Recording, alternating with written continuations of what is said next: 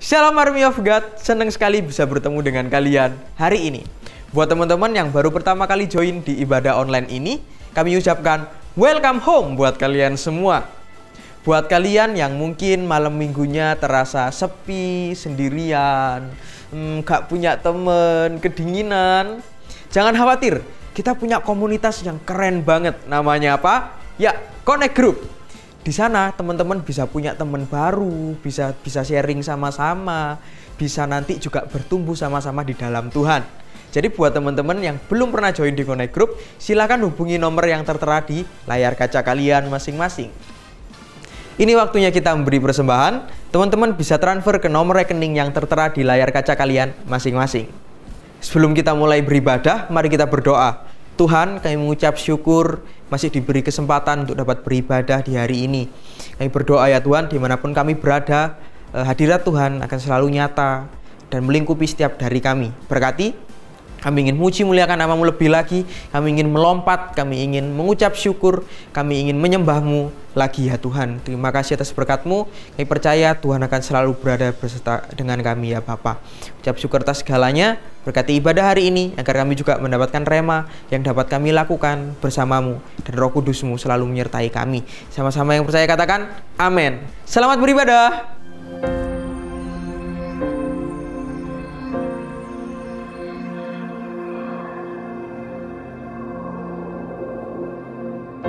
Orang yang suka memuji akan kuat roh doanya. Orang yang berdoa pasti berakhir memuji. Karena Allah bertata di atas pujian. Siapa memuji, Allah mengatasi hidupnya.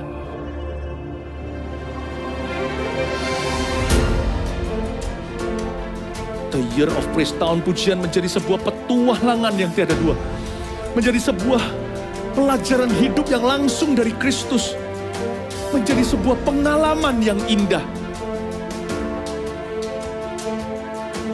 Waktu kita memuji Tuhan, seluruh kerajaan itu berdiri di sampingmu. Waktu kita memuji, seluruh kerajaan Allah dan kereta-keretanya yang tidak kelihatan berkuda dan berapi-api itu berada di kanan kiri. Semakin fisik kita lemah, roh kita semakin memuji Tuhan. Semakin jasmani kita terbatas, semakin rohani kita tidak boleh dibatasi.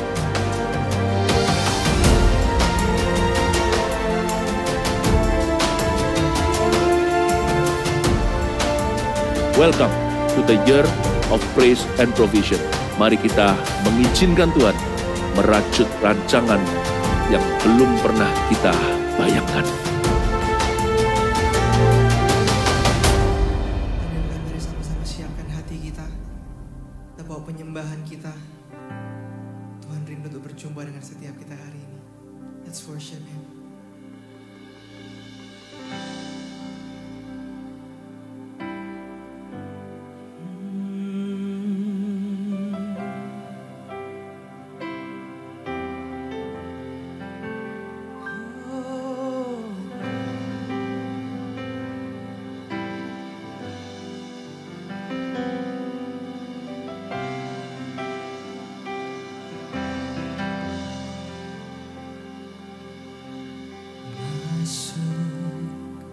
Hadirat-Mu Tuhan,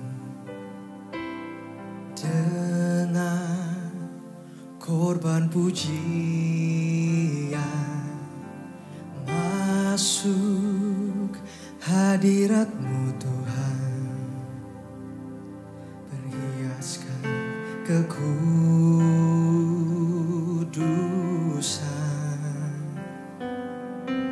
di hadapan hadirat-Mu Tuhan. Ku rasakan kedamaian di hadapan hadirat-Mu Tuhan. Ku nampak keagungan.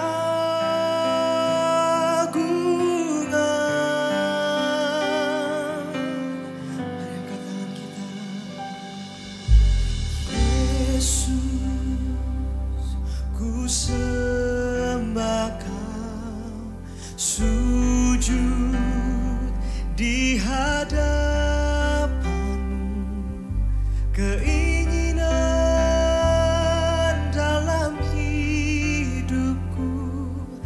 hanya untuk menyembahmu.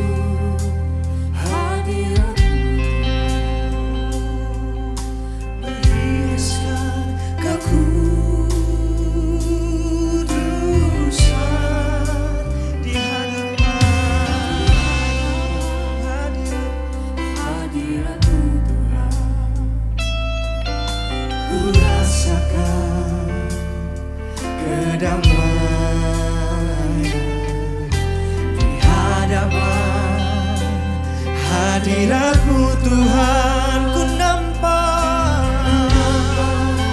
keagungan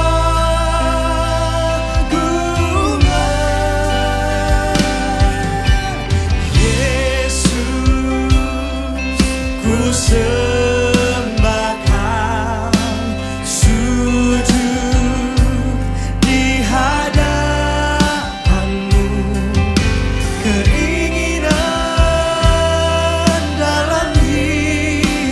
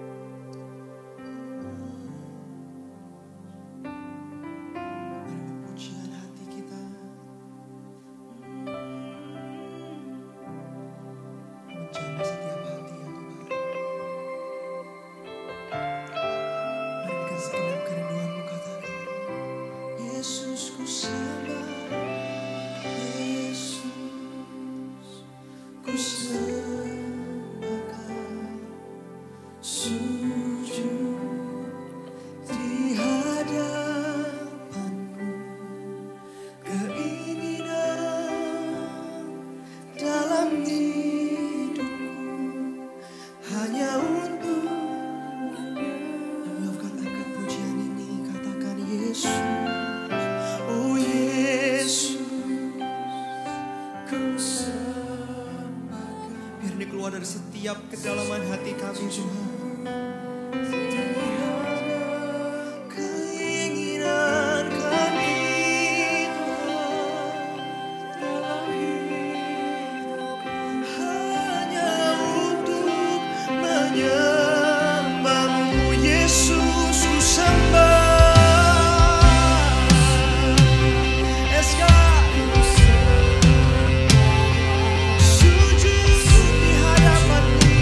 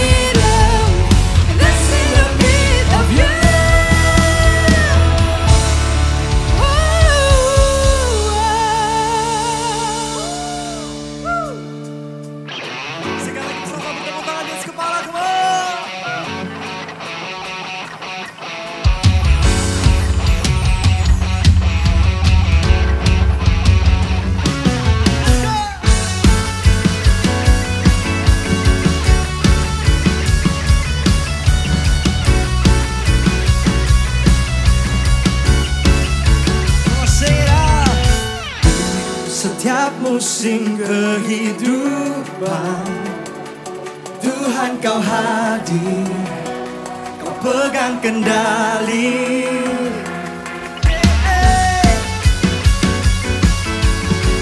Kuat firman-Mu, kuat firman-Mu meneguhkan. Kau Allah Immanuel, Allah Immanuel. Perbuatan ajaib-Mu nyata, mujizat masih kau kerjakan. Kau kekuatan dan perlindungan, kuat tangan-Mu menopang, mulia nama-Mu berkuasa. Aku pemenang, sebab Kau Allah yang bertindak.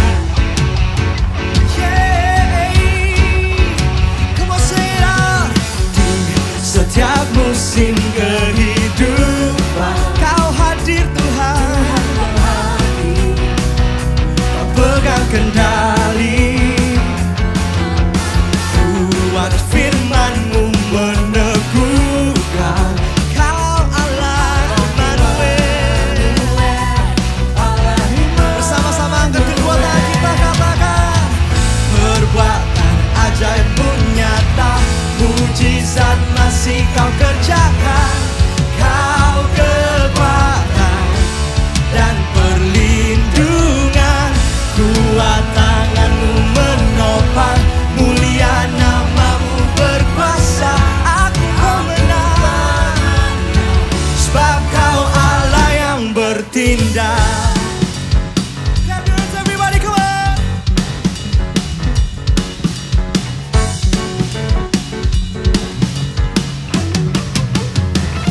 Sing. Tak perlu aku khawatir, oh Tuhan berjanji kan menyertai.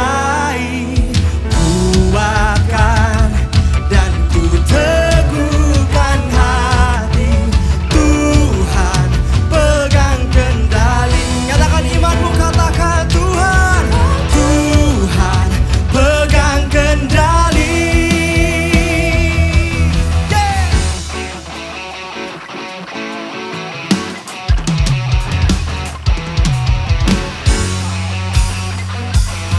Mari sama-sama adukan perbuatannya, nyanyikan. Perbuatan ajaib-Mu nyata, mujizat masih Kau kerjakan. Kau kekuatan dan perlindungan, kuat tangan-Mu menopang, mulia nama-Mu berkuasa. Aku pemenang, sebab Kau Allah yang bertindak. Perbuatan ajaib-Mu nyata, mujizat masih Kau kerjakan. Kau kekuatan dan perlindungan kami, mulia nama-Mu berkuasa. Aku pemenang, sebab Kau Allah yang bertindak.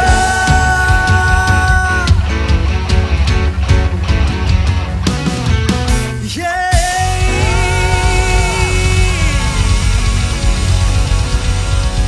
Lift you, God. Lift your name on high.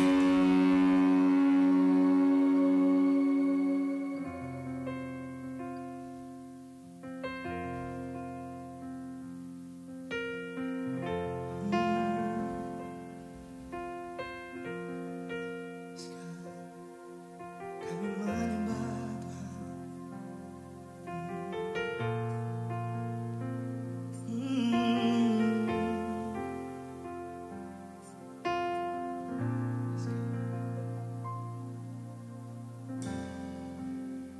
dekat padamu, itu rinduku.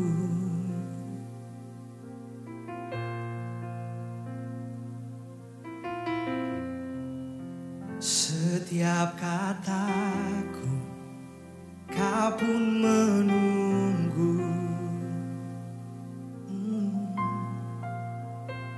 Tak kusangka satu kasih yang abadi. Kini ku datang dan ku bawa hidupku. Pandang wajahnya, memandang wajahmu, mengikuti kebaikanmu, mengejar hadirmu di dalam hidupku, membawa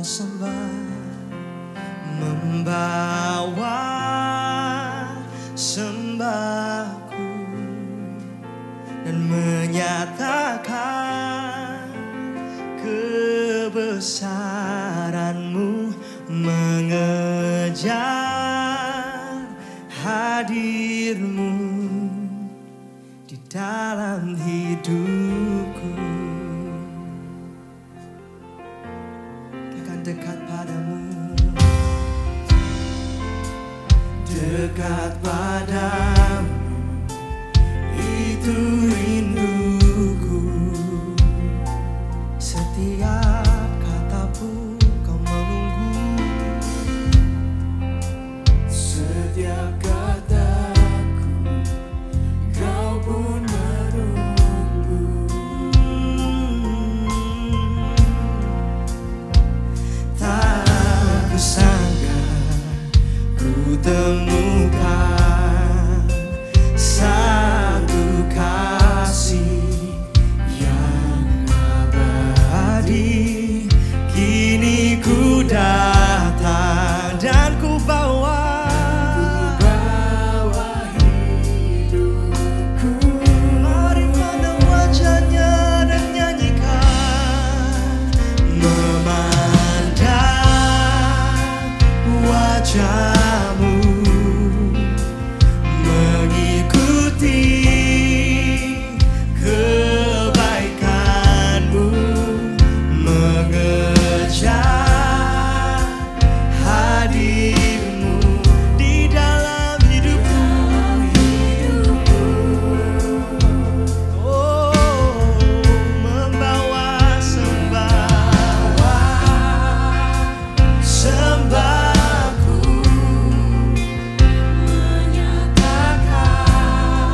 kebesaranmu Tuhan, mengejar hadirmu di dalam hidupku, memandang wajahmu, memandang wajahmu, mengikuti kebaikanmu, mengejar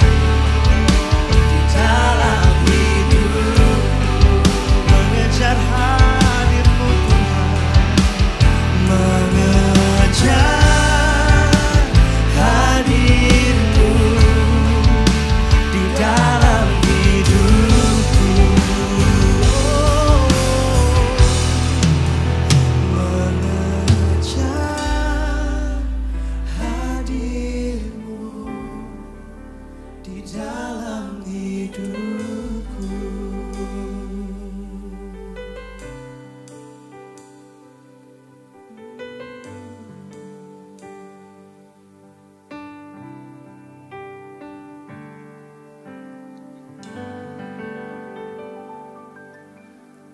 Haleluya, Bapa di sorga, terima kasih Tuhan, kami masih boleh berkumpul, walaupun terpisah antara jarak, namun kami percaya Tuhan, hadirat-Mu menyatukan kami semua di sini Tuhan. Thank you Bapa, biarlah apapun yang hamba sampaikan hari ini Tuhan, ini merema di semua AOG Surabaya, atau AOG manapun atau siapapun yang nonton Tuhan, sebab bukan hamba yang berbicara, namun Engkau yang berbicara lewat hamba. Terima kasih Tuhan, pakai lidah bibir hamba, dan pastinya juga buka hati kami semua agar kami siap menerima firman-Mu. Sebab hamba percaya firman-Mu pasti mengubahkan hidup kami. Thank you Bapa, layakkan kami untuk masuk ke dalam hadirat-Mu. Dalam nama Tuhan Yesus Kristus, haleluya, amin. Haleluya, shalom semuanya. Thank you untuk Kak Mac karena sudah mengizinkan saya untuk memberitakan firman pada hari ini. It's always a pleasure to speak in my own home. Selalu menjadi senang atau menjadi suatu sukacita terbesar untuk bisa ngobrol dengan Anda, dengan teman-teman semuanya di AOG, khususnya di pusat, because I love Surabaya. Kemarin baru saja habis dari Surabaya, senang sekali makan makanan kalian, soto, bakso, rawon, enak sekali. Sekarang walaupun gak bisa ke sana, namun bisa ngobrol dengan teman-teman semuanya seperti sudah dibawa ke sana kembali. Nah, jadi ketika Kak Mac menembak aku untuk, Justin nanti khotbah ya di AOG ya. Aku langsung berkata, waduh Kak, agak mepet ya waktunya ya. Aku masih punya alasan ini dan itu harus ngapain. Tapi biasa, yang namanya Kak Mac gak mengambil kata no sebagai answer. Harus selalu iya. Mungkin teman-teman yang di AOG Surabaya juga sudah mengerti. Terus aku pikir ya udahlah Kak, oke deh. Kalau begitu judulnya apa? Biar minimal aku punya spare waktu beberapa hari untuk persiapkan. Terus Kak Mac beberapa menit kemudian dia langsung WhatsApp, dia langsung hubungi aku, dia berkata oke, judulnya simple. Judulnya adalah Andalkan Tuhan. Langsung detik itu juga aku tertemplak teman-teman. Aku langsung berkata iya ya. Kadang aku menolak pelayanan atau mungkin menolak pekerjaan atau apapun itu dengan sebuah alasan Tuhan aku tuh gak bisa. Aku tuh gak sanggup.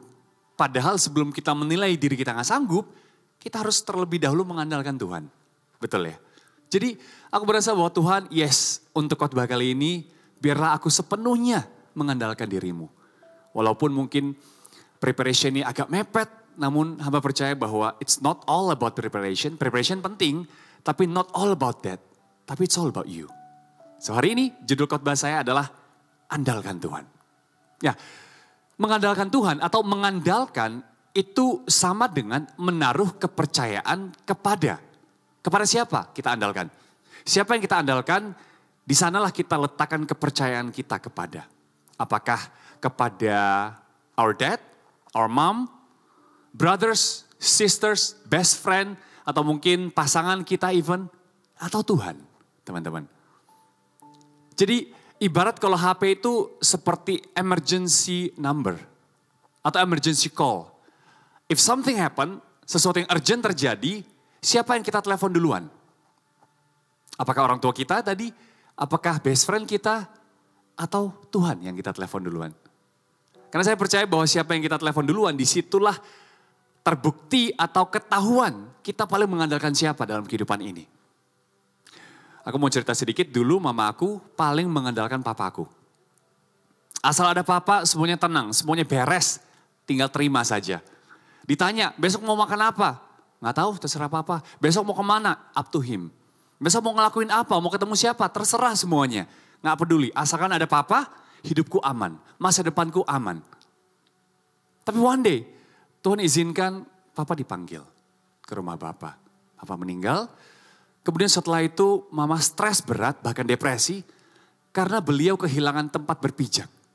Beliau kehilangan seseorang yang harusnya paling bisa diandalkan. Seumur hidupnya bisa sih, tapi satu waktu tiba-tiba gak ada. Di sana kita belajar bahwa kita ini gak akan pernah boleh dan gak akan pernah bisa mengandalkan manusia. Karena manusia ada umurnya, sampai kapan, ada batasnya teman-teman. Tapi kalau Tuhan, kalau kita andalkan Tuhan, Tuhan itu tanpa batas. So di situ aku belajar bahwa kita harus mengandalkan Tuhan. Kemudian kalau ada games, kalau ada sebuah game yang hadiahnya 1 miliar rupiah, wow, siapa yang gak mau? Apalagi di masa pandemi seperti ini, pasti semua orang pengen ada mendapatkan hadiah atau kado 1 miliar rupiah. Caranya mungkin simple. Cara main games ini adalah kita tinggal angkat telepon kita atau angkat handphone kita, telepon salah satu nomor di kontak kita, siapapun itu, up to you. Tapi orang tersebut ketika kita telepon harus mengangkat. Kalau dia angkat dapat 1 M, kalau enggak hilanglah 1 M itu. Ayo, siapa kira-kira yang akan kita telepon? Yang pasti mengangkat telepon kita. Papa, oke sih kalau papa tahu kita dalam sebuah urgent atau bahaya pasti angkat telepon kita. Pasti akan langsung rush to our place and help us. Tapi kalau papa lagi meeting gimana? Atau mungkin mama, kita telepon tapi mama lagi masak. Atau mungkin koko atau abang kita, mungkin lagi gak megang HP. Atau mungkin Cece lagi ngerol rambut contohnya. Adik lagi main games. Atau mungkin pasangan kita lagi sibuk. Tapi ketika kita decide untuk telepon Tuhan, untuk cari Tuhan. Firman Tuhan mengatakan bahwa Tuhan itu tidak pernah terlelap penjaga Israel. Manusia mungkin ada saatnya dia makan, dia tidur, dia gak megang HP. Tapi kalau kita cari Tuhan, Tuhan pasti akan balas. Tuhan pasti akan say, yes, what can I do for you, my son or my daughter. Makanya teman-teman, jangan andalkan manusia, andalkan Tuhan. Katakan amin. That's why menurut saya mengandalkan Tuhan adalah salah satu hal yang paling pintar yang kita bisa lakukan. Karena kita gak tahu apa yang terjadi dalam kehidupan kita. Kita gak tahu masa depan kita. Kita gak tahu keuangan kita one day akan seperti apa. Makanya kita harus andalkan Tuhan. Tapi banyak orang yang merasa dirinya mengandalkan Tuhan, tapi ternyata enggak. Yuk kita buktiin ya. Apakah saat ini teman-teman yang lagi nonton AOG Surabaya, apakah teman-teman termasuk orang yang mengandalkan Tuhan atau mengandalkan diri sendiri? Kita buktiin. Karena firman Tuhan berkata, kita harus senantiasa mengandalkan Tuhan. Bukan hanya ketika kita udah gak sanggup lagi baru andalkan Tuhan. Tapi ketika kita masih sanggup pun kita harus terus mengandalkan Tuhan. Oke? Dimulai dari hal-hal yang simple dan daily. Mungkin teman-teman lagi kuliah online, lagi sekolah online, atau lagi kerja online. Andalkan Tuhan dalam setiap aspek kehidupanmu. Aku mungkin ambil hal yang simple dan hal yang baru saja aku lakukan, seperti goes. Aku tuh lagi hobi banget goes. Jadi ketika bersepeda, hal yang paling harus kita lakukan adalah berdoa sebelum itu. Karena bersepeda di ibu kota Jakarta memang agak mengerikan teman-teman. Ada angkot, ada motor dan lain sebagainya. Meong, itu ngeri sekali. Teman-teman harus benar-benar expert. So if you can ride bicycle in Jakarta, you can basically ride bicycle anywhere in the world. Jadi sebelum goes, saya selalu punya kebiasaan untuk berdoa dulu. Tuhan tolong jaga hamba. Biar hamba gak kecelakaan, biar sepeda gak dicuri, biar kesehatan hamba aman. Karena banyak juga yang ternyata sakit jantung ketika lagi sepeda. Oh biar semuanya aman Tuhan. Biar sepedaku tuh gak dibegal orang. Atau sepedaku tuh tetap aman dan gak rusak dan lain sebagainya. Banyak, doanya panjang sekali. Tapi jujur, setelah goes jarang berdoa. Doanya itu hanya sebelum goes. Setelah goes, biasa kita apa? Foto-foto, makan soto. Ya kan? Aku juga pernah sama Komil, habis ini makan-makan langsung foto dan lain sebagainya.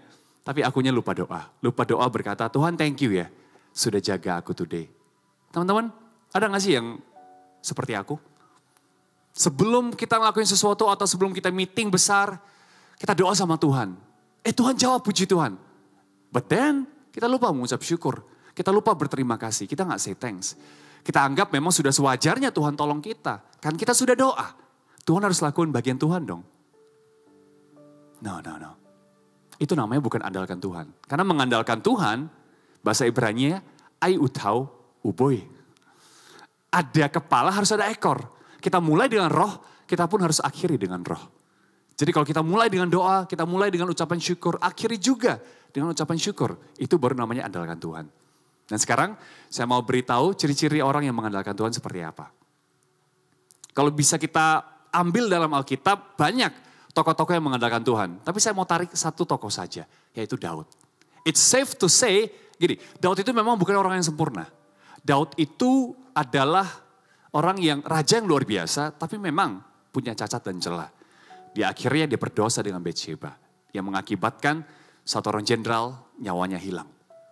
Oke, memang dia ada cacat dan celah. Tapi it's safe to say that David is a man that rely on God. Daud adalah orang yang hidupnya itu mengandalkan Tuhan, teman-teman. Ciri-cirinya yang pertama, orang yang mengandalkan Tuhan adalah berani. Katakan berani. Poin pertama adalah berani. Kenapa dia berani? Karena dia tahu yang berperang bukanlah dia, tapi Tuhan yang berperang ganti dia. Kebalikan dengan Saul. Saul itu nggak berani, kenapa? Gini, Saul itu padahal kalau kita lihat harusnya paling berani. Dikatakan di firman Tuhan, dia adalah orang yang paling gagah, paling tinggi satu Israel. Bahkan bukan cuma tinggi berapa senti, 30 senti teman-teman. Kalau teman-teman pernah ke Israel, pasti akan tahu orang-orang Israel itu gagah perkasa, tinggi, tegap. Cowoknya ganteng, ceweknya keren-keren. Kalau kita lihat itu seperti nonton film Hollywood. Wah keren sekali, apalagi kalau udah pegang senjata. Gagah, berkarisma. Nah Saul itu dikatakan jauh lebih gagah, orang yang paling gagah, orang yang paling ganteng, orang yang paling tinggi, satu Israel. Lebih keren daripada mereka. Tapi kok bisa gak berani? Pertanyaan seperti itu, kok bisa gak berani? Jadi dahulu sebelum ada Goliat, raksasanya Israel, ya Saul. Karena Saul paling tinggi. Tapi kok bisa dia takut menghadapi Goliat? Harusnya orang yang punya chance paling besar untuk mengalahkan raksasa, masalah atau raksasa apapun itu juga adalah Saul, bukan Daud.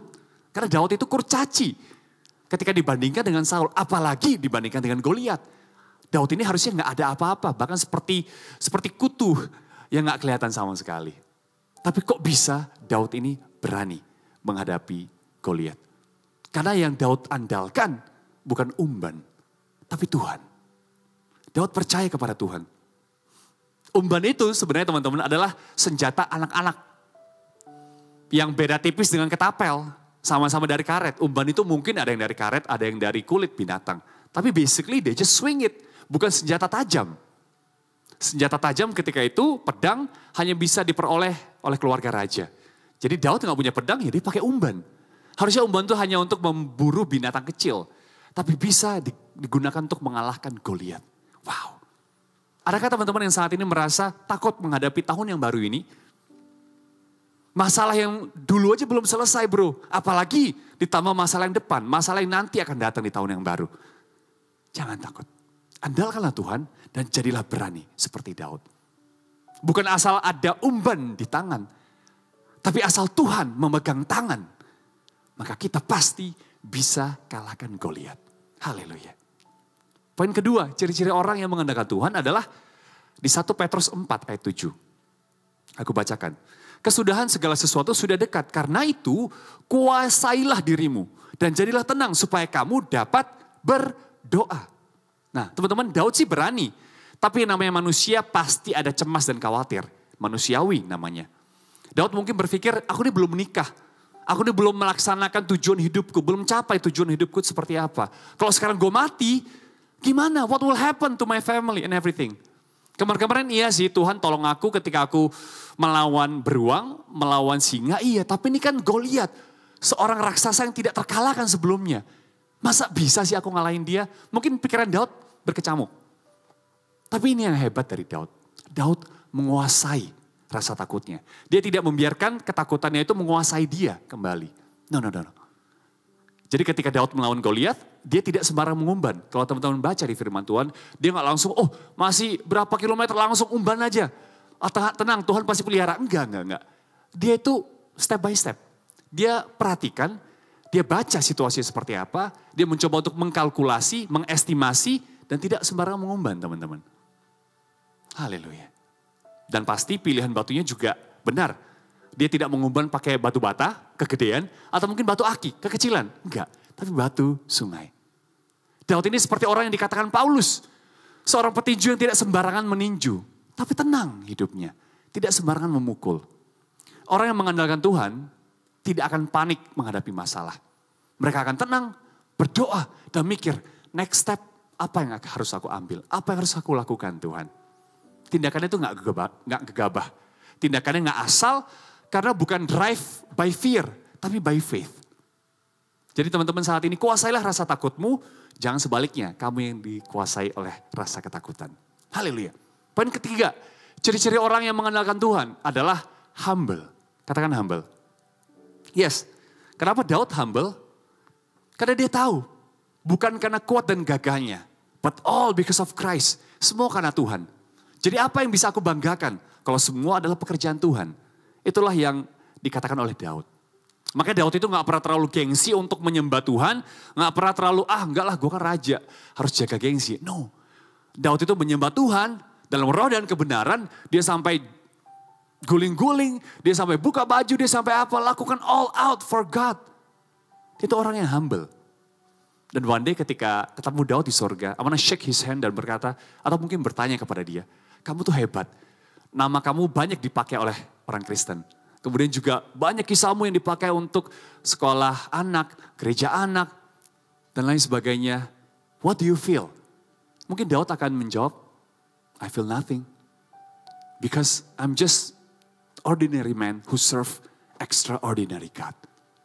Aku percaya Daud adalah orang yang humble. Nah, teman-teman, jadi walaupun kita tahu pentingnya untuk kita mengandalkan Tuhan, tapi ternyata nggak banyak orang yang tahu cara mengandalkan Tuhan. Nah, sekarang kita masuk ke poin intinya. Anda boleh siapkan pena Anda, notes Anda, catat. Ya, cara mengandalkan Tuhan. Begitu banyak orang yang nggak tahu cara mengandalkan Tuhan, karena mereka tahu bahwa mereka tuh berpikir sama antara berserah dan menyerah. Ternyata beda. Ada perbedaan signifikan antara berserah dan menyerah. Poin pertama, cara kita mengandalkan Tuhan adalah dekat dengan Tuhan. Katakan dekat dengan Tuhan. Haleluya.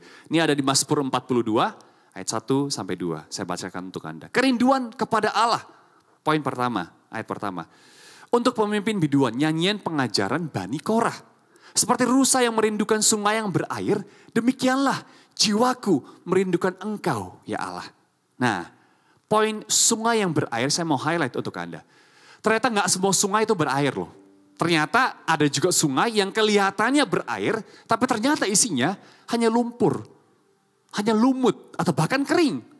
Cuman kelihatan luarnya saja yang berair. Nah, jangan tertipu dengan sungai yang seperti ini, teman-teman. Ini berbicara tentang apa yang Anda paling sukai. Ataukah mungkin pengakuan manusia, mungkin likes, mungkin followers, subscribers. Kalau itu adalah sungai Anda, maka itu adalah sungai yang kering, teman-teman.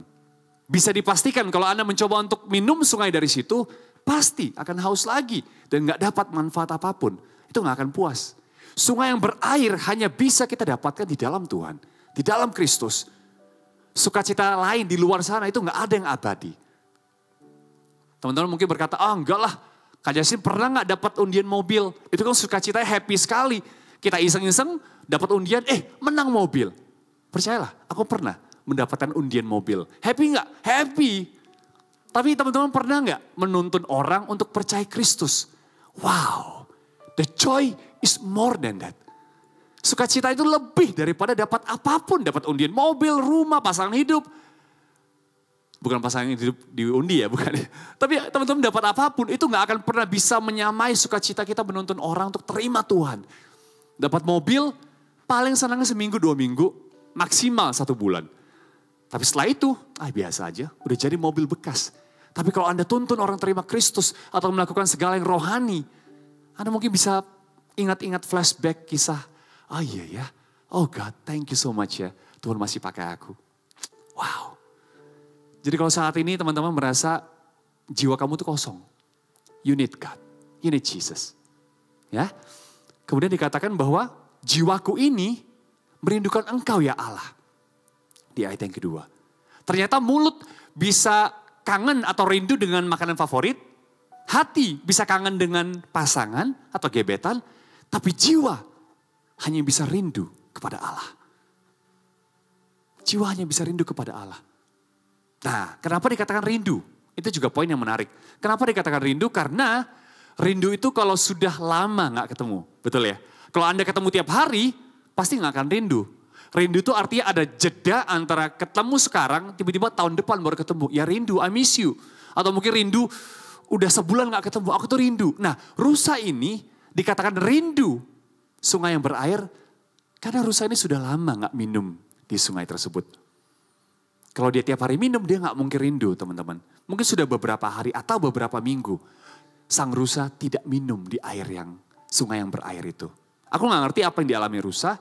Bisa jadi saat ini dia lagi dikejar-kejar oleh predator. Atau mungkin bisa jadi dia terdampar atau kesasar di sebuah tempat yang nggak ada air sama sekali. Terus dia mengelus-ngelus, ya kalau bisa. Dia mungkin mengelus-ngelus kerongkongannya dan berkata, I'm thirsty. If only I can drink from the river again. Coba aja aku bisa minum dari sungai yang berair itu. Teman-teman, saya mau katakan banyak di antara kita yang saat ini, kita ini seperti spiritual dehydration. Kita ini dehidrasi spiritual, tapi kita nggak sadar. Kita nggak sadar teman-teman. Jangan seperti rusa yang sudah kepepet, baru mikir, oh iya, coba kalau aku punya air. Coba kalau aku minum di sungai itu. Kalau saat ini hidupmu masih aman, bersyukurlah sama Tuhan. Tetap cari Tuhan. Kalau saat ini hidupmu dalam masalah, lebih lagi teman-teman harus getol cari Tuhan. Cari Tuhan tuh setiap hari. Amin. Dan jika sehari aja Anda nggak ketemu Tuhan, Anda nggak masuk ke dalam hadiratnya, ingat kisah rusa ini. Jangan sampai terlambat baru mencari Tuhan. Kemudian dikatakan juga jiwaku ini haus kepada Allah. Bani Korah mengatakan seperti itu di ayat yang ketiga. Jiwaku haus kepada Allah yang hidup. Bilakah aku boleh datang melihat Allah?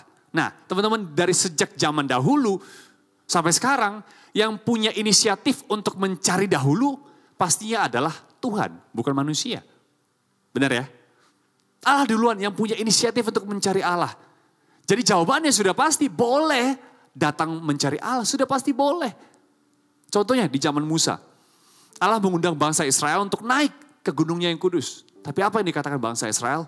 Now we are afraid. Kami takut menghadap Allah. Jangan-jangan kami mati setelah ketemu Allah. Tak berani melihat Allah. Akhirnya mereka berkata, Musa kamu aja yang menghadap Allah. And then setelah kamu turun, kami dengar apa yang Allah katakan padamu. Seakan-akan secara nggak langsung berkata, Musa kamu makan roti satu loyang. Kami dapat remah-remahnya, it's okay, nggak masalah. Kesannya memang rohani sih, tapi itu nggak baik, itu nggak benar. Karena anak harus dapat roti yang full, bukan hanya remah-remah. Sampai akhirnya Tuhan berkata, ya udah, it's okay. Apa yang mereka sampaikan itu baik. Padahal deep inside I know, Tuhan itu sebenarnya kangen sama anak-anaknya. Tuhan tuh sebenarnya pengen dekat dengan anak-anaknya. Tapi kita yang nggak mau.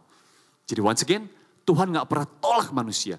Sebesar apapun dosamu, semerah apapun dosamu, Tuhan gak pernah tolak dirimu. Sama sekali. Jadi kalau saat ini, kamu merasa dirimu tertolak, itu bukan dari Tuhan. Itu pasti dari iblis. Karena Tuhan gak pernah tolak kita. Nah, Bani Korah tahu itu teman-teman. Bani Korah mengerti betul bahwa Tuhan itu gak menolak dirinya. Tapi dia merasa gak layak. Seperti seorang pengemis yang berkata, Tuhan masa sih iya? Seorang pengemis yang diundang ke sebuah perjamuan mewah oleh sang raja. Kemudian Bani Korah mungkin melihat undangan, iya sih Tuhan, iya sih Raja, ada sih undangan tertulis kepada Bani Korah. Please, you're invited to my dinner, fancy dinner. Tapi mungkin Bani Korah berkata, masa gak salah nama tah? Gak salah tadi Tuhan. Tuhan tuh ngundang saya ini gak layak loh Tuhan. Aku ini adalah keturunan orang yang membangkang, yang ditelan bumi hidup-hidup. Are you sure God? Masa boleh? Aku rasa ini adalah sebuah perasaan yang Tuhan tuh hargai. Tuhan tuh seneng. Seperti orang yang berdosa banyak ketika diampuni, dia akan bersyukur lebih banyak lagi dan tidak akan mengulang dosanya. Tuhan tuh seneng dengan orang-orang yang seperti itu. I think sesekali kita perlu nanya kepada Tuhan. Mungkin nanya Tuhan seperti ini. Tuhan, aku kangen. I miss you. Bolehkah aku menghadap Tuhan? Are you busy? If you're busy, I can come back again, it's okay. Bayangkan hati Bapa begitu luluh, pasti mendengar doa kita seperti ini. Jangan hanya doa, Tuhan aku minta ini, dan ini. This is my list, this is my Christmas list, my Valentine list, my Cynthia list, mungkin contohnya. No, jangan seperti itu. Tuhan aku ini gak layak Tuhan. I just want to say I love you God, that's all. Untuk doa kali ini gak ada permintaan ini dan itu. I just want to say I love you. Wow. Apakah kita masih haus sama Tuhan? Apakah kita rindu sama Tuhan? Apakah kita dekat dengan Tuhan teman-teman? Kalau dikasih one free day, and we can choose apa yang kita mau. Nggak ada sekolah, nggak ada kuliah, nggak ada PR, nggak ada deadline atau target sama sekali. Apa yang akan kita lakukan dengan hari yang holiday itu? Apakah kita akan liburan atau kita akan baca firman? Kalau aku, liburan sambil baca firman. Karena aku mau dekat dengan Tuhan teman-teman. Dan kita hanya bisa mengandalkan orang yang dekat dengan kita. Aku gak bisa mengandalkan Presiden Amerika Serikat. Kenapa? Karena aku gak kenal dengan beliau. Aku gak dekat dengan beliau. Aku bisa andalkan Tuhan karena aku dekat dengan Tuhan. Haleluya. Mulai dan akhiri hari kita dengan bersyukur kepada Tuhan. Dengan mendekat kepada Tuhan. Moto hidupku adalah no breakfast before Bible. Always Bible dulu. Kalau sarapan mungkin bisa bikin kita nek. Tapi kalau berdoa atau masuk hadirat Tuhan, pasti bisa bikin hati kita justru semakin damai. Amin. Biasakan baca firman Tuhan teman-teman. Kalau teman-teman mungkin gak suka baca, dengarkan. Mungkin Alkitab suara, mix and match, it's okay. Bisa mungkin sambil goes, dengar khotbah, dengar Alkitab dan lain sebagainya. Jangan menyerah sama daging.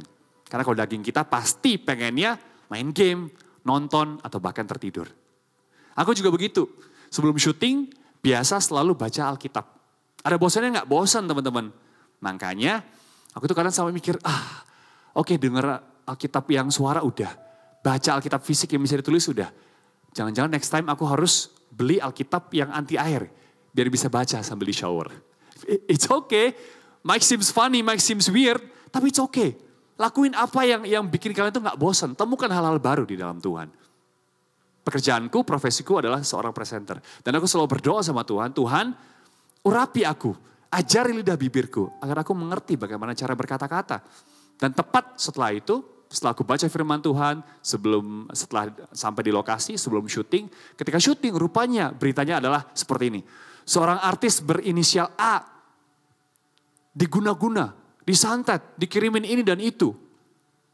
Sedikit gemes sih, kenapa sih berita-berita sekarang tuh seneng yang gitu-gituan, yang berbau mistis-mistis. Tapi hal yang rohani mereka gak terlalu suka. Kemudian saya mendapatkan hikmat dari Tuhan, saya berkata seperti ini. Seperti anak panah di tangan pahlawan. Aku begitu berapi-api, yang keluar tuh nubuatan dan urapan dan berkat. Aku berkata seperti ini. Jangan takut, karena roh yang ada di dalam kita jauh lebih besar daripada segala roh yang ada di luar sana. Termasuk roh jahat. Life. Aku berkata seperti itu. Nah, teman-teman, kalau kita gak baca Alkitab, kalau kita gak dekat sama Tuhan, there's no way we can say that. Gak mungkin kita bisa berkata seperti itu. Yang ada, malah nanti takut jangan-jangan santetnya berpindah pada gue. Jangan-jangan nanti gue yang dikirimin ini dan itu. Maka kita harus dekat sama Tuhan. Poin kedua adalah cara mengenalkan Tuhan adalah miliki mentor rohani. Katakan miliki mentor rohani. 1 Samuel 19 ayat 18. Ya, ini adalah kejadian di mana Saul mengejar Daud. Dan Daud kabur dari Saul. Ayat 18 saya bacakan. Setelah Daud melarikan diri dan luput, sampailah ia kepada Samuel di Rama dan memberitahukan kepadanya segala yang dilakukan Saul kepadanya. Kemudian pergilah ia bersama-sama dengan Samuel dan tinggallah mereka di Nayot. Tidak dikatakan kemudian Daud lari ke klub, lari ke ini dan itu. Enggak, tapi dia lari ke mentor rohaninya. Seorang bapak rohani pasti memberikan advice yang terbaik sesuai dengan firman Tuhan. Nggak mungkin Samuel berkata kepada Daud, Daud, gue tahu deh lu dikhianati, gue juga kesel sama Saul. Yaudah, gimana kalau kita sama-sama racunin Saul? Habis lu jadi raja. Nggak mungkin. Advice-nya pasti adalah advice yang sesuai dengan firman Tuhan.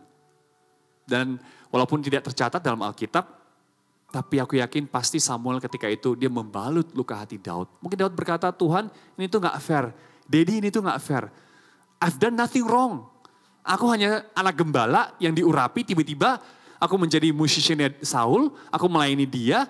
Kemudian juga aku masih menggembalakan kambing domba dediku, aku mengalahkan Goliat. And then ini yang aku terima. Dikejar-kejar, ditombak sama Saul. It's not fair, Dad. Mungkin Daud curhat seperti itu kepada Samuel. Dan saya percaya Samuel sebagai bapak rohani yang baik, dia berkata, David, Daddy mungkin gak bisa selamanya sama kamu. Tapi kamu harus tegar, kamu harus tabah. Cari wajah Tuhan terus, harus belajar ngalah. Tetap jadi orang yang berkenan di hadapan Tuhan, di hati Tuhan. Guys, what a lovely relationship. Mentor dan mentee yang sangat luar biasa. Kalau kita curhat ke orang yang tepat, maka kita pasti akan dapatkan advice yang tepat pula. Kalau curhat ke orang yang salah, bisa-bisa masalah kita tambah runyam, teman-teman. Sebagai anak Tuhan, kita butuh mentor rohani. Karena kita gak bisa ngadapin peperangan rohani sendiri. Namanya juga peperangan. Perang itu ya rame-rame. Beribu-ribu, berlaksa-laksa. Kalau sendiri namanya perkelahian rohani. Kita percaya kita peperangan rohani bukan? That's why ikut CG. Kalau saat ini teman-teman belum ikut CG atau sudah ikut CG dan lama vakum, lama absen, yuk kembali lagi ikut CG. Kalau nggak tahu mau kontak siapa, bisa kontak gereja atau langsung direct message aku. Nanti tak sambungin kepada CG-CG yang terdekat. Haleluya. Relationship itu dua arah teman-teman. Punya mentor rohani tepat, tapi harus dua arah. Daud lari kepada Samuel, dia curhat. Pak, ini loh yang terjadi, aku diginiin loh sama Saul. Jadi kalau teman-teman saat ini sudah pasti tersedia mentor rohani untuk Anda. Ada sponsor, ada CG, ada coach, TL, bahkan gembala sekalipun. Tersedia untuk teman-teman. Tapi kalau kamu gak mau membuka diri, gak mau membuka hati, maka percuma. Karena relationship itu adalah dua arah. Haleluya. Dan ketika kita sudah terbuka dengan orang lain, kita pasti mau ditegur. Seperti Daud. Daud itu bukan hanya ditegur oleh Samuel, dia juga ditegur oleh Nabi Nathan. Ingat, Nabi Nathan bukanlah seorang nabi yang besar seperti Samuel, bahkan tidak ada kitab Nathan. Dan Nabi Nathan hanya tercatat sekali itu saja di kisah Daud.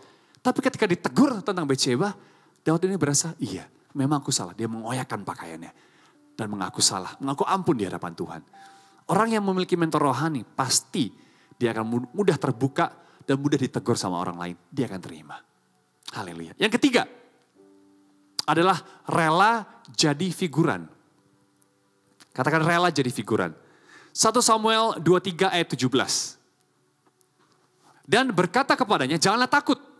Sebab tangan ayahku Saul tidak akan menangkap engkau. Engkau akan menjadi raja atas Israel. Dan aku akan menjadi orang kedua di bawahmu. Perhatikan, orang kedua di bawahmu. Juga ayahku Saul sudah mengetahui yang demikian itu. Aku ini bukan artis teman-teman, hanya seorang presenter. Tapi gini-gini, sudah pernah main film 2 kali. Tapi jangan ditanya judul apa. Karena judul yang pertama batal tayang. Judul yang kedua hanya menjadi figuran yang numpang lewat paling sepersekian detik saja. Dan let me tell you something. Bahwa jadi figuran itu gak enak. Kerja kita hanya menunggu pemain utama. Dan pemain utama pasti akan disupport, di-care, diperhatikan. Semua yang dia mau pasti akan dipenuhi. Setelah itu baru mungkin pemain figuran atau ekstras. Jadi gak enak untuk jadi pemain figuran teman-teman.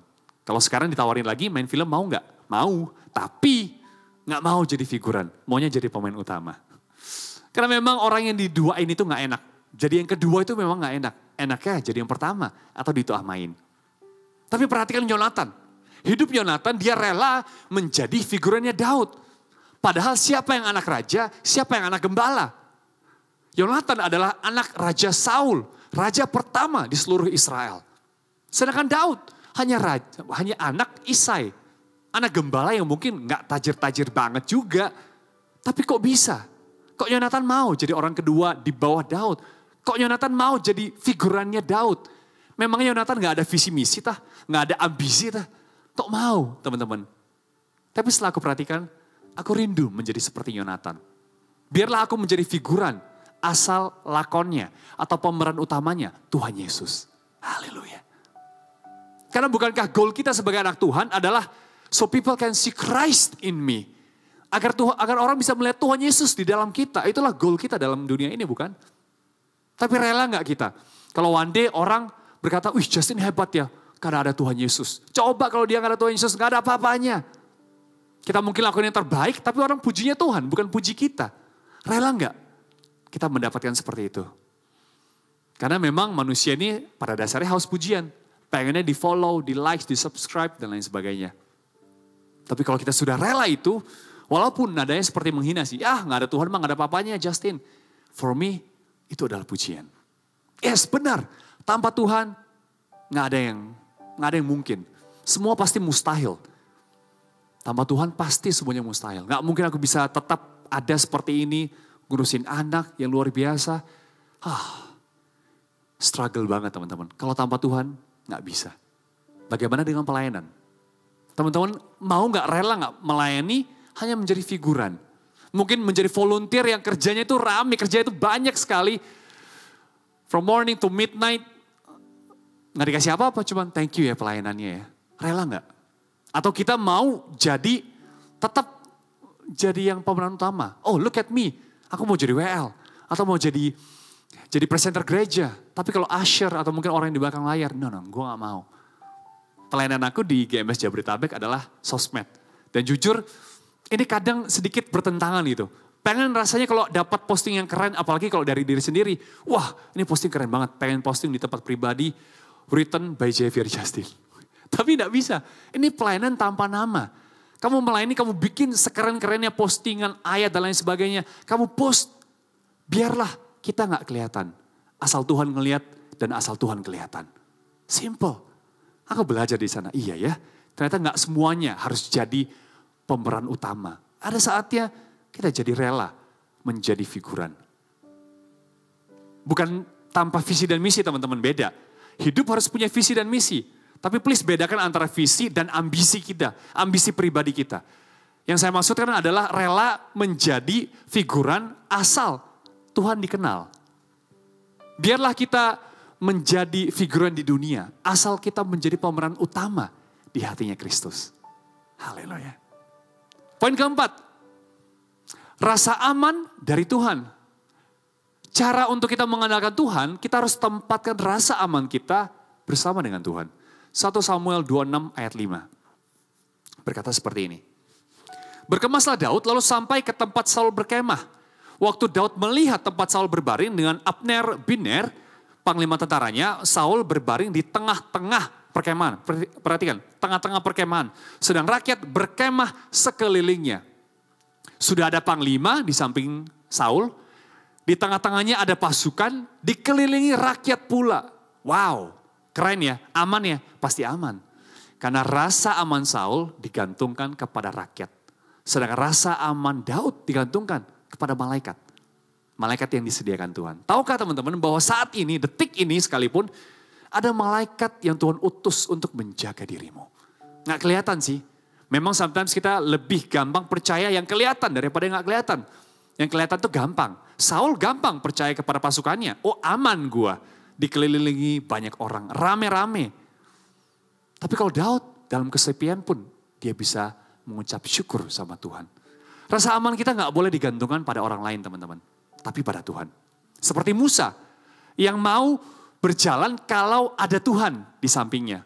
Musa gak minta pasukan yang besar untuk mendampingi dia melewati Mesir sampai ke tanah Kanaan. Musa gak minta malaikat yang berlaksa-laksa.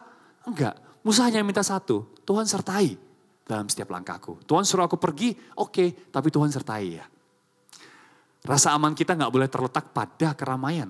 Karena dalam dunia ini kita minoritas. Ikut Tuhan, asiknya rame-rame, iya.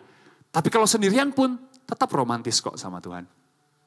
Aku ingat kisah Musa ketika one day tugasnya sudah selesai, Tuhan panggil dia ke atas gunung, Tuhan berkata di sini tempat kamu akan meninggal. Apakah di sana rame? Enggak, sepi. Di sana nggak ada anak istri, di sana nggak ada best friend-nya, nggak ada teman-temannya sama sekali untuk menghibur dia. Dia mati sendirian. Aku berkata Tuhan kok Tuhan kejam ya. Memang sih Musa melakukan sebuah kesalahan, dia nggak taat sama Tuhan. Dia pukul 2 kali padahal Tuhan suruh cuma sekali. Tapi masa sebegitunya Tuhan? Tapi ternyata Tuhan berikan rema. Enggak loh, aku nggak lagi menghukum Musa. Bayangkan, justru Musa itu begitu beruntung. Di saat-saat terakhirnya, malah dia bisa spend time berdoa dengan Tuhan. Nggak ada distraction, nggak ada kebisingan apapun. Seakan-akan Tuhan berkata, good job my son. Now welcome to heaven. Mungkin Tuhan membuat Musa menjadi ngantuk. Dan mungkin Musa flashback. Zaman dulu ketika aku dipanggil sama Tuhan. Di sebuah semak belukar yang berapi namun tidak terbakar. Kemudian Tuhan bawa sampai sebegitu jauh aku. Tuhan bawa sampai ke Mesir, membebaskan bangsa Mesir. Membelah lautan, ada juga tulah tadinya. Kemudian juga ada mana dari sorga. Ular tedung dan lain sebagainya. Wow Tuhan, I'm ready my Lord. I'm ready to meet you in person. Tiba-tiba Musa ngantuk dan ting. Ketika Musa membuka mata, kelihatan wajah Bapa di sorga.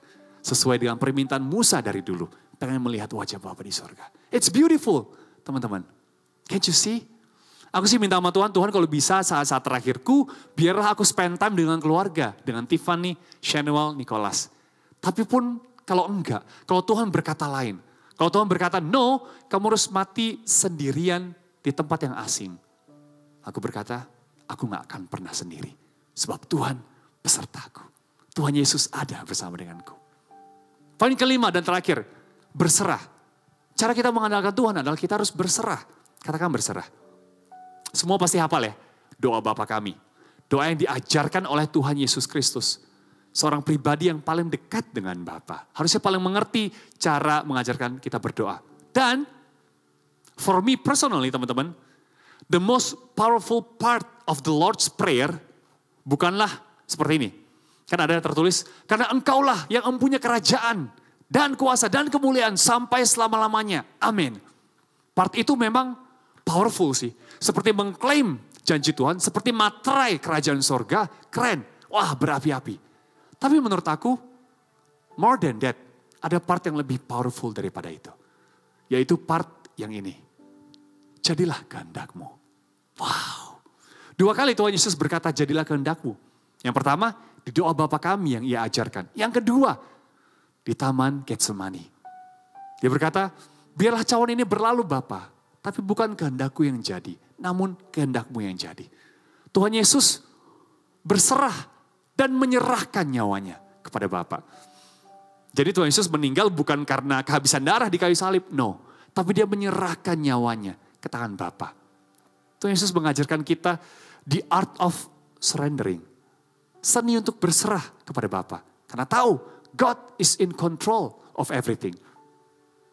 Memang sih tanpa kita sebut Tuhan jadilah kehendakmu. Pasti yang jadi adalah kehendak Tuhan. Karena bayangkan kalau yang jadi kehendak kita mungkin hari ini mau jogging, mau olahraga. Kita berkata Tuhan hari ini please jangan hujan. Tapi kita nggak tahu rupanya di daerah sana ada sebuah rumah yang kebakaran dan perlu dihujani oleh air hujan. Kita nggak tahu. Jadi memang tanpa kita ngomong pun kehendak Tuhan yang jadi. Tapi for me hati Bapa pasti disenangkan. Ketika kita berkata Tuhan sebenarnya aku maunya ini dan itu. Tapi aku percaya Engkau tahu yang terbaik. Biarlah bukan kehendakku namun kehendakmu yang jadi. Dalam hidupku, dalam rencanaku, dalam jodohku, dalam keluargaku, dalam bisnisku, dalam kesehatanku, dalam keseharianku. Biarlah kehendakmu yang jadi dan bukan kehendakku. Haleluya. Let go and let God teman-teman. Menyerah dan menyerahkan itu adalah 2 hal yang berbeda. Saat ini jangan menyerah. Menyerah itu seperti membanting semua hidup kita. Tuhan aku gak mau lagi. I'm done with you. I'm done with this life. I'm done with fighting. Tapi kalau menyerahkan, itu seperti kita merendahkan diri kita di hadapan Tuhan. Dan berkata Tuhan ini mimpi aku. Ini struggleku. Ini masalahku. Tuhan ini keinginanku, ini kebutuhanku. Aku serahkan semuanya di dalam tanganmu. Biar kehendakmu yang jadi. Aku berserah padamu. Haleluya. So saat ini jangan menyerah.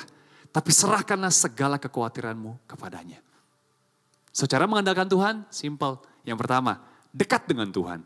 Karena hanya orang yang dekat dengan Tuhan yang bisa andalkan Tuhan. Poin kedua, miliki mentor rohani. Cari mentor rohanimu. Dan saat ini, say thanks. Kalau kamu sudah ada mentor rohani, hubungi mereka. Thank you Eko, thank you C. I appreciate you in my life. Terima kasih karena sudah berjaga-jaga dalam kehidupanku.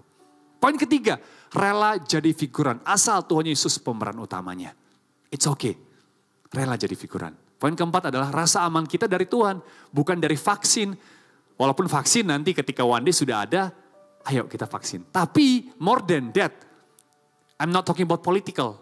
I'm not talking about health, I'm talking about faith. More than that, rasa aman kita adalah dari Kristus. Dan terakhir, berserah kepadanya. Ya, jangan menyerah, namun berserah. Jadilah orang yang mengandalkan Tuhan.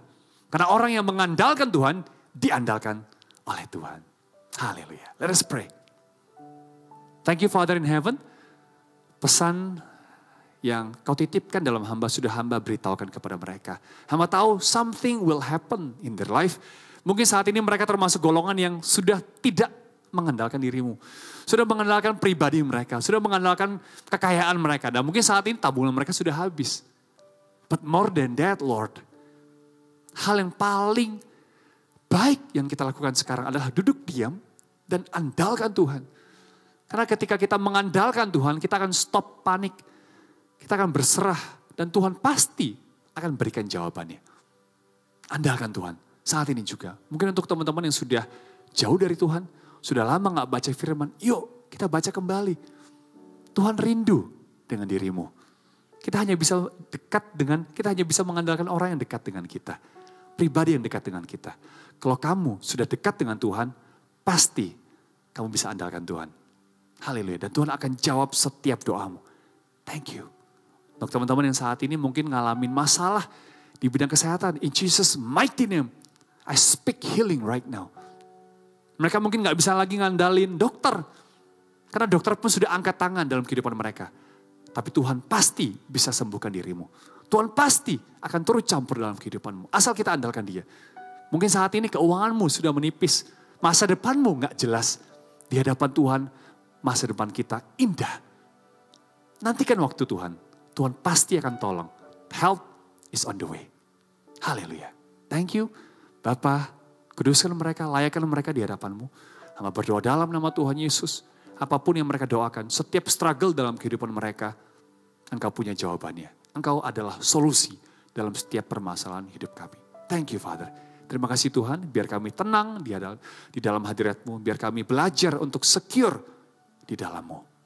Kami sudah terima makanan rohani kami hari ini, jaga kami, sampai nanti ketika one day kami bertemu on-site, gereja yang sudah kami nanti-nantikan. Thank you Lord. Haleluya. Yuk teman-teman kita angkat dan arahkan tangan kita ke surga. Haleluya.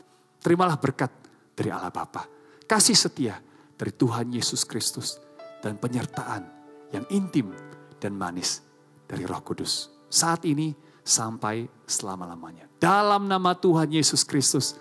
Haleluya. Amin. God bless you.